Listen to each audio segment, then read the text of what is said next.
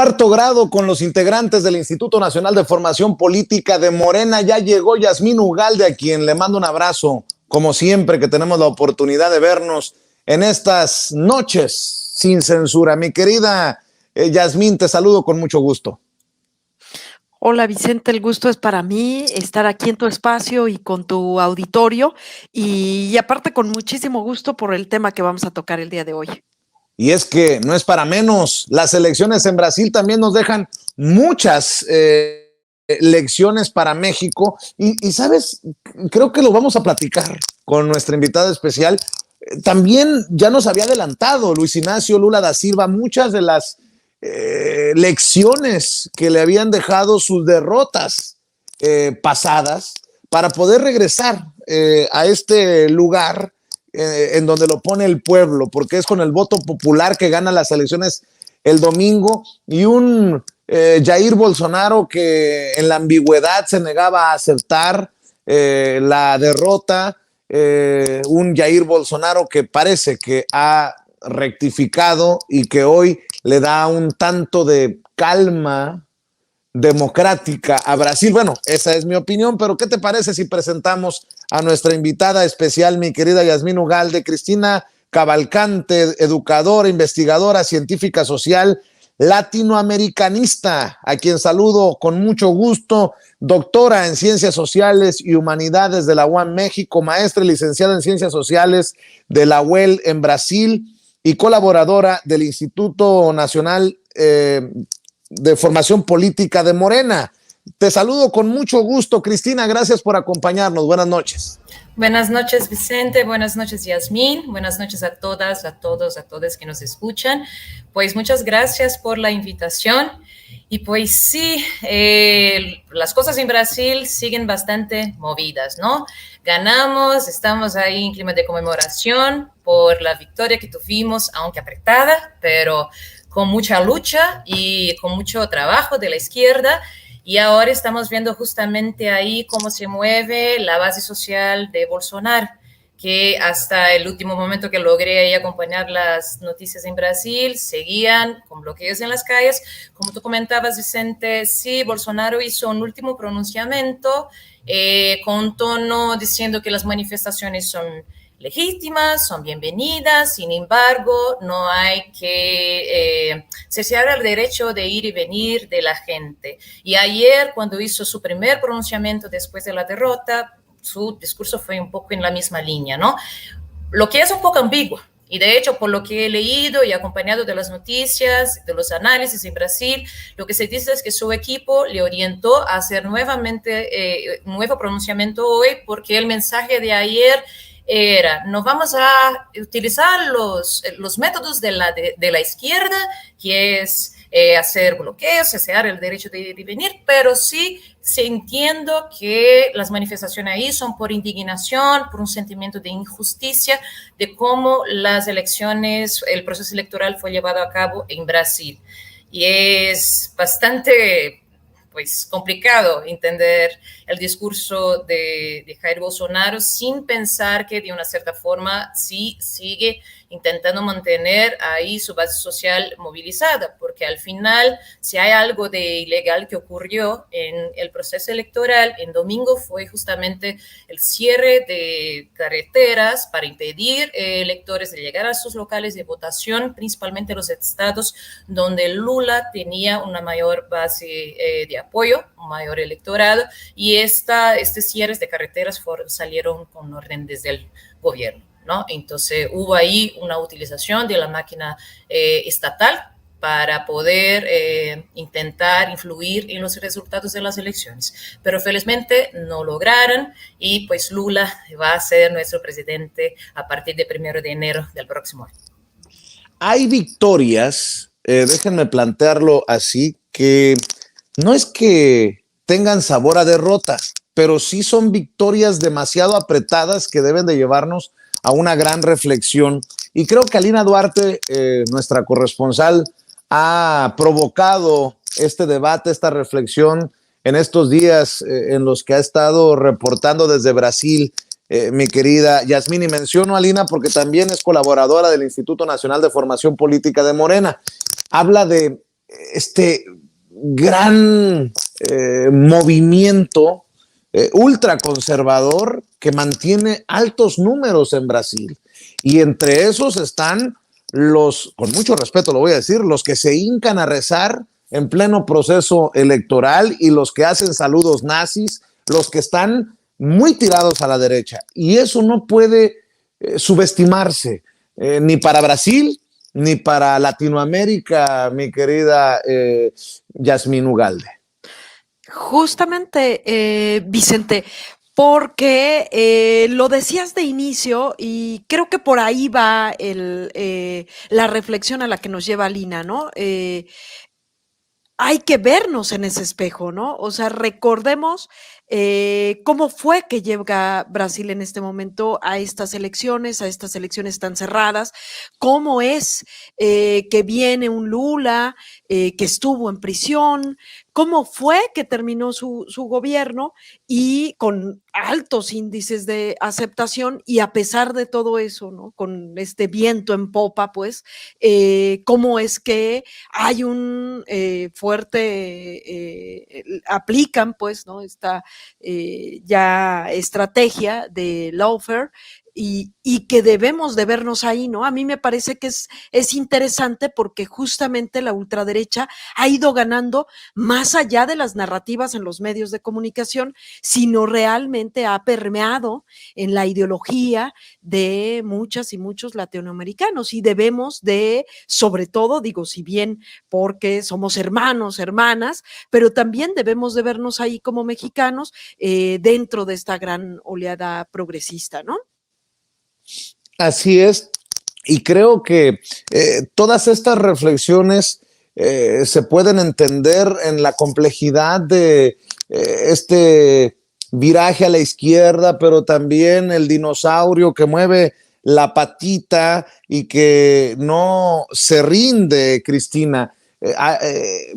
Lo ha insistido, o en eso ha insistido mucho también Yasmín, el instituto y todos los que creo que están viendo hacia el futuro, no solamente una victoria en las urnas y ya.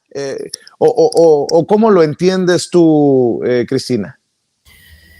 Pues yo entiendo que es justamente tenemos que ser optimistas, tener mucha perspectiva en el futuro, pero un optimismo realista y entender que pues la ultraderecha en Brasil ancló raíces y que realmente hoy es una fuerza política consolidada.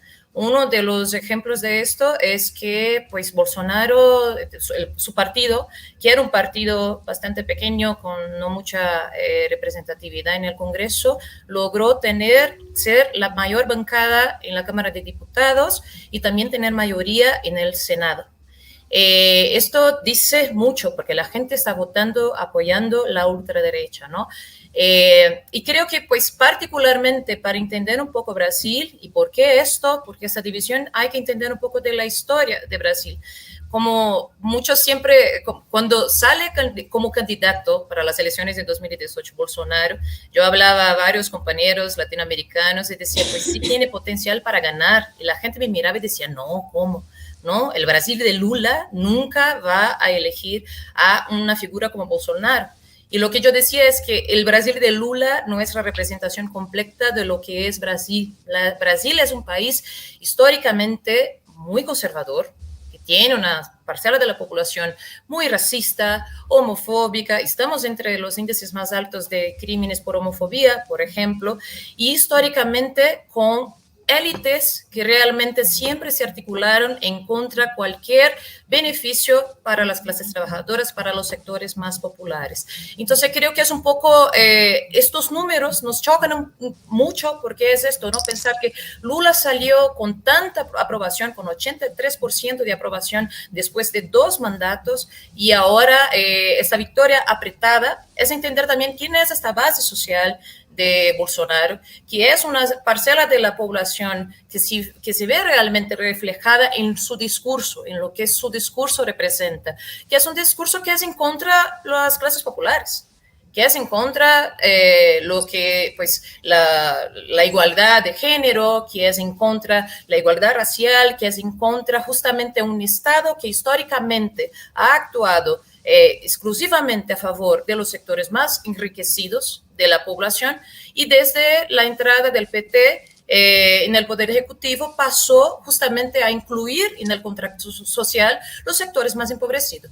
No es por nada que pues, Bolsonaro termina su mandato dejando 33 millones de personas sin tener lo que comer, que es el retroceso completo de lo que logró los gobiernos de Lula y Dilma con el Bolsa Familia. Entonces creo que es un poco por ahí. Además de esto, entender también, y creo que ahí es donde realmente México tiene que poner sus ojos y vernos como espejo, porque hubo toda una campaña de criminalización de la izquierda en Brasil, desde que asume el primer gobierno Lula, que fue combinando y construyendo justamente lo que es el antipetismo, que es poner al partido como el más corrupto de la historia del país, y que hace que con los mismos sectores que no son realmente fanáticos por Bolsonaro o no lo tienen ahí, como no lo defienden de todo, pero aún creen que el PT no puede regresar porque fue el partido que más robo de recursos públicos ha hecho, lo que nunca se confirmó porque justamente el impeachment, golpe contra Dilma, pues al final nunca lograron confirmar las acusaciones de corrupción y tampoco se confirmaron las acusaciones contra Lula, ¿no? Hay toda una campaña de noticias falsas, de fake news, que no vienen solo desde el golpe de Dilma, sino desde que asume el PT en 2003. Y también un sector evangélico que creo que es importante considerar para entender lo que es el bolsonarismo y ese ascenso de la ultraderecha en Brasil, que es un sector que, pues claro, los evangélicos se dividen entre un sector progresista y un sector ultraconservador, pero que viene creciendo también en la política brasileña y que ha manipulado muchísimo el imaginario social de la gente, con noticias como ahora para la segunda vuelta decían que Lula iba a cerrar iglesias, que Lula tenía pacto con el diablo, cosas así, pero que realmente coacciona a la gente a ir a votar por otro lado. Y también habría que decir en ese proceso de coacción varios patrones también, el sector empresariado que sigue siendo base de apoyo de Bolsonaro, que presionó ahí sus empleados a votar a Bolsonaro, pastores de iglesias pentecostales que presionaron evangélicos a ir a votar a Bolsonaro. O sea, hay una serie de elementos que hay que entender, pero que al final yo creo que sí nos duele un tantito ver que el Brasil que apoya a Bolsonaro es casi 50% de la población votante, pero aún sí es una gran victoria, justamente porque fueron muchos años construyendo una narrativa falsa. Y que tampoco hay que decirlo, el papel. ¿Cuántas veces hemos hablado aquí del papel de los medios de comunicación, Yasmín? Porque incluso en México veía reportes de que los seguidores de Bolsonaro piden a los militares un golpe. Pues creo que no necesariamente había esa solicitud, ni siquiera de los seguidores de Bolsonaro. Creo que este ruido que muchas veces se mueve, creo yo, con toda la intención por los intereses que en muchas ocasiones ni conocemos, debe de seguir siendo analizado para Brasil y para el mundo. Recuerdo, por ejemplo, al expresidente de Ecuador que ha hablado del papel de los medios de comunicación. El propio Lula, en su última visita a México, hacía reflexiones en ese sentido, Yasmín. Claro, o sea, es decir, lo que aquí vivimos en México al respecto de esta gran batalla que se vive en las narrativas con los medios de comunicación y los grandes intereses económicos que atraviesan entre ellos a estos medios, lo viven también, ¿no? Ha funcionado muy bien, pero justamente por eso me quedo con esto último que dice Cristina, ¿no? O sea, es decir, aunque vemos esta tan reñida segunda vuelta, ¿no? Tan justa, pues, ¿no? Es un triunfo justo, justo, precisamente eso nos da mucha alegría porque sabemos que la batalla ha sido no solamente pues con el candidato opositor, sino con todos estos intereses económicos, religiosos, por supuesto, y de los medios de comunicación ahí delante. Justamente hasta acá escuchábamos, ¿no? Hasta acá había toda una guerra sucia, por supuesto, en contra de estos personajes, ¿no? Digo, Lula es uno, pero también estos otros que tú has mencionado de esta oleada progresista, ¿no? O sea, es decir, justamente por eso la batalla, pues sabe también bien, ¿no? O sea, es decir, fue una gran batalla, se libra porque se jugó contra estos grandes intereses y pues con los medios de comunicación, una vez más, de aquel lado, ¿no? Uh-huh. ¿Y qué me dices, Cristina? ¿Qué análisis se puede hacer de la autoridad electoral? Porque el presidente Andrés Manuel López Obrador incluso reconocía la capacidad que se demostró en Brasil para poder aspirar a tener algo así en México, la autoridad electoral a la altura de las circunstancias. Pues felizmente podemos decir que en Brasil el Tribunal Superior Electoral tiene realmente autonomía y ahí pesa el hecho de que las personas que ahí trabajan son personas técnicas, con perfil técnico, son concursadas y realmente hubo toda una campaña por parte del Tribunal Superior Electoral para incentivar a la gente a salir a votar porque pues el número de abstención históricamente, si comparado a otros años, no cambió tanto, es más o menos un 20% de la población, pero ahí yo he leído análisis que decían que la gente pues no salía a votar, estaba o por una posición ideológica de decir pues no estoy ni uno ni otro, o sectores más empobrecidos por la dificultad económica de llegar hacia su lugar de votación. Algunos estados, por ejemplo, impulsado por liderazgos y parlamentarios de izquierda, pudieron ahí implementar el pase libre para la gente ir a votar. Otra cosa importante por parte del Tribunal Superior Electoral es que cuando empezaron los bloqueos de carreteras en domingo, pues salió ahí la orden expresa, ¿no? De que no se podría mantener.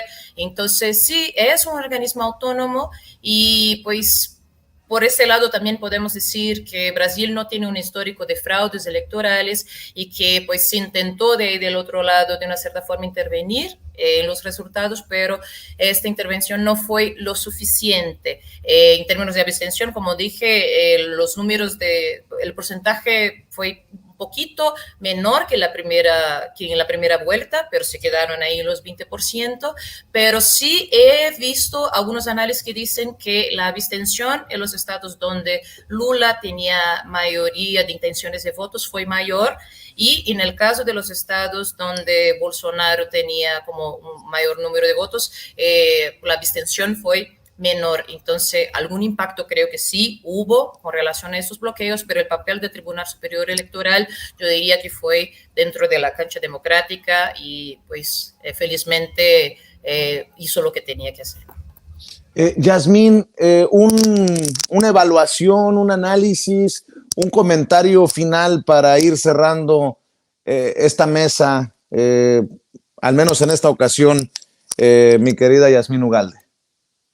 No me puedo ir, Vicente, es que tocaste el dedo en la llaga ahorita que hablaste del tema electoral. ¿Cómo nos podríamos ir sin hacer mención, por supuesto, de que qué más quisiéramos que pudiéramos tener esa realidad en este país, ¿no? Con las recientes noticias de que el Instituto Nacional Electoral de nuestro país, pues sigue ocultando algunas verdades que muchos ya sabíamos, y es que la ciudadanía clama por una reforma electoral, ¿no?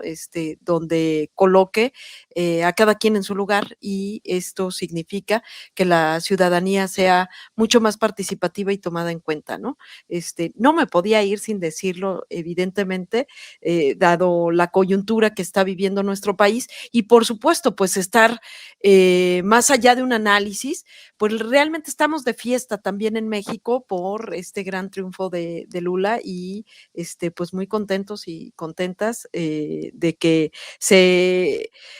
que hermanamos pues en este sentido político, ¿no? Y de visión progresista.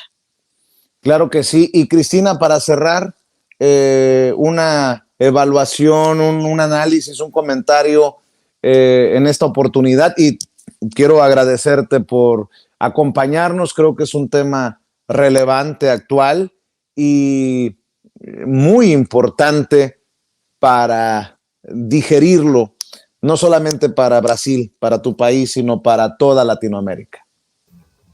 Vicente, soy yo que agradezco la oportunidad y el espacio. Pues para cerrar, decir que vamos a necesitar de muchísima solidaridad internacional en los próximos años para mantener la gobernabilidad de Lula, porque la oposición es fuerte, y creo que la gran novedad histórica que tendremos para los próximos 4 años es que tendremos una derecha ideológicamente articulada, porque ya cambió bastante el perfil de la derecha en Brasil. Y esa es una derecha con tintes fascistas, realmente, que tiene una base social que no es pequeña, pues ahí podríamos decir que el Bolsonaro tiene un núcleo duro de unos 30%, no son los 58 millones de votos que recibió, claro que son ahí como la base del núcleo duro, pero pues sí, es una parcela que hace bastante ruido, y podemos estar identificando eso con esos bloqueos que están ocurriendo ahora y están afectando ya a base de alimentos, de medicinas al país.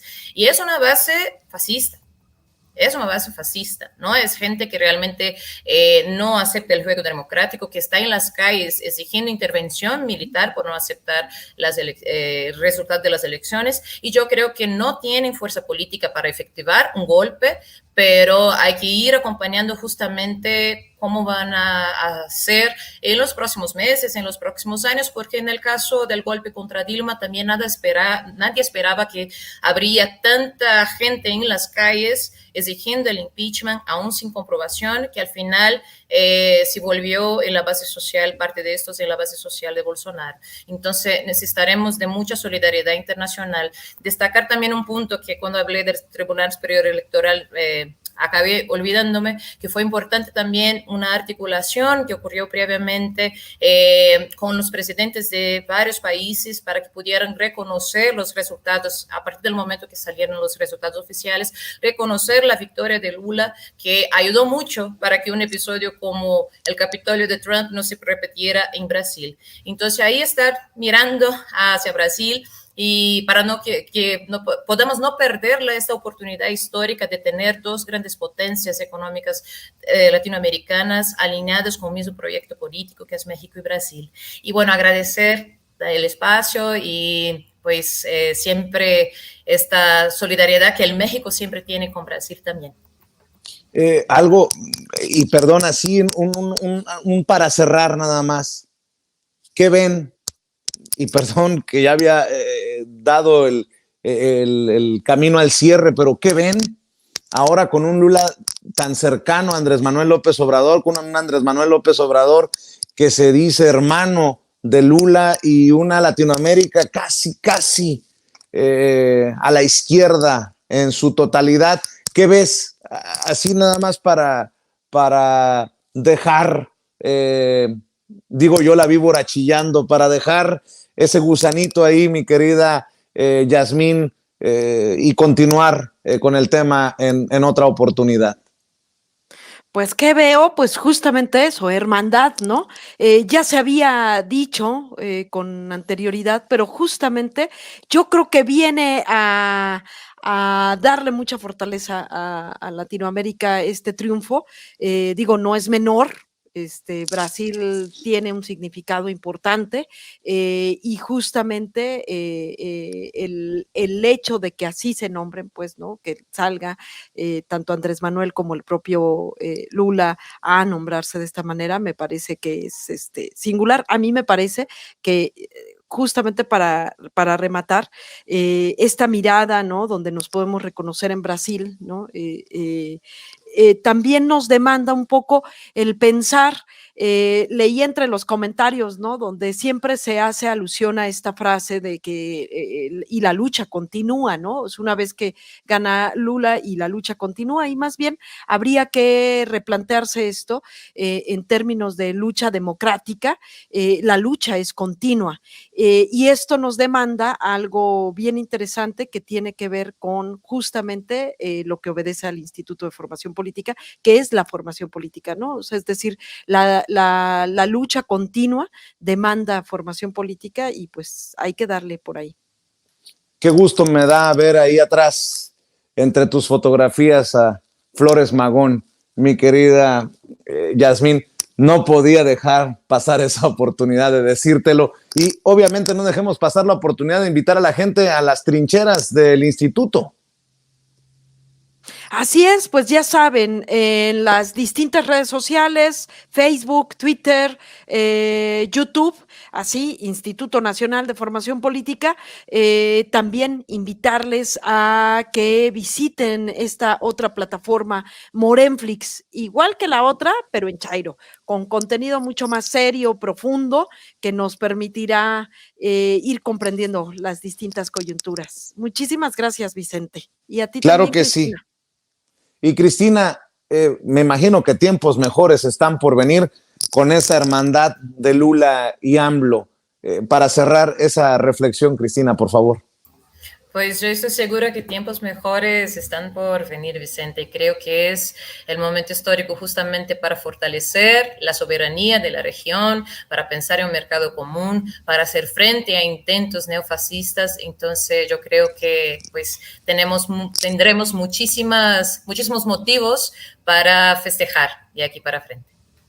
Le agradezco a la doctora en Ciencias Sociales y Humanidades por la UAM México, maestra y licenciada en Ciencias Sociales de la UEL en Brasil, colaboradora del Instituto Nacional de Formación Política de Morena, investigadora de temas como el Estado, el desarrollismo, el neodesarrollismo y el progresismo en América Latina, historia política y económica de Brasil, y quien en 2021 defendió la tesis doctoral intitulada Desarrollismo, Neodesarrollismo y Progresismo en Brasil, un análisis histórico estructural de los pactos político-económicos. Cristina Cavalcante, muchas gracias por ser la invitada especial de este Cuarto Grado en este miércoles por la noche. Un abrazo, Cristina, un abrazo, Yasmín, nos vemos muy pronto. Descansen. Y bueno, amigos, amigas, regresamos en breve, pero mientras seguimos hablando sin pelos en la lengua, sin censura, usted puede suscribirse a nuestros 3 principales canales en YouTube. Sin Censura Media, en donde tenemos más de 1,600,000 suscriptores, Sin Censura TV, en donde tenemos más de 1 millón de suscriptores, y en Sin Censura Presenta, en donde queremos llegar muy pronto a los 100,000 suscriptores. Si usted ya está inscrito en Sin Censura Media, suscríbase en Sin Censura TV. Si ya está suscrito en Sin Censura TV y Sin Censura Media, suscríbase a Sin Censura Presenta. Recuerde que es gratis, no tiene que sacar un solo centavo de su bolsillo para apoyarnos. Dele clic en la campanita para que los señores y señoras de YouTube envíen las notificaciones cuando estemos transmitiendo en vivo y en directo o estemos subiendo videos. También nos puede seguir en Twitter en @Vicente Serrano y hasta en Instagram. Ojo, también estamos en Instagram. Son nuestras redes sociales y con el apoyo de ustedes seguimos creciendo, porque con ustedes todo, sin ustedes nada.